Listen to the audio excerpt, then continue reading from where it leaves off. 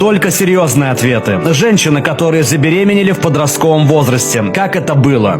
Это было страшно. Мне было 14 лет, когда я забеременела. Я понятия не имела, что делать. Меня стыдили в семье, и все мои друзья отвернулись от меня. Мягко говоря, я была в ужасе. Я рассматривала возможность отдать ребенка на усыновление, потому что знала, что не смогу дать ему ту жизнь, которую он заслуживает. Я стала бы мамой в 15 лет, если бы выносила его до конца. Но в итоге я потеряла своего сына на 18-й неделе беременности. В тот момент это сильно ударило по мне. Я несколько раз пыталась покончить с собой. Меня 2 раза госпитализировали. Спустя несколько лет психотерапии мне стало намного лучше. Я храню прах моего сына в огнеупорном сейфе и каждый день думаю о нем. День благодарения – очень тяжелый праздник для меня, так как за день до него у меня случился выкидыш. Я не уверена, хочу ли я иметь детей в будущем, но кто знает. Я ужасно боюсь, что у меня снова случится то же самое. У меня диагностировали посттравматическое стрессовое расстройство. И иногда даже мысль